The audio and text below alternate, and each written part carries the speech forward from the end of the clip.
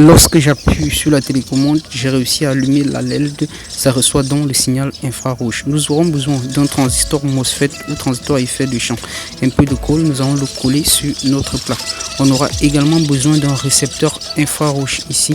Vous allez le trouver dans les anciens ou même les nouvelles télé. On va connecter ici à l'émetteur de notre transistor. Et ensuite, ce qu'on va faire, on aura besoin d'une LED qu'on va placer entre le collecteur et la patte du milieu de notre infrarouge.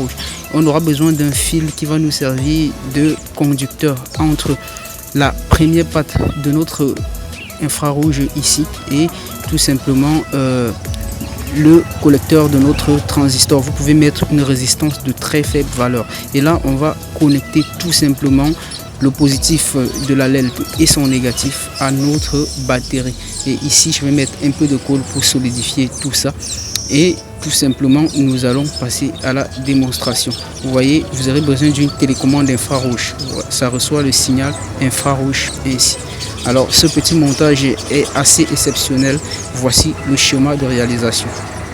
Deuxième réalisation, un moteur électrique. Nous aurons besoin d'une bobine fraîchement enroulée. On atteint quelques henris et là on va tout simplement l'attacher sous forme de cerceau. Et là ce qu'on va faire ici, nous allons utiliser un briquet pour tout simplement enlever l'isolant, la peinture isolante au niveau de notre inducteur ici. Alors ce qu'on va faire, on aura besoin des pinces ici pour vêtements et on va les placer sur un support. Ok, et je vais mettre un peu de colle pour solidifier tout ça. Donc pour placer ceci, je vais mettre de la colle à ce niveau et nous allons placer également le deuxième cerceau ici. Et là maintenant on va placer un aimant pour créer tout simplement un champ magnétique inverse à celui de l'électro-aimant, donc de la bobine que nous allons placer entre les deux extrémités ici.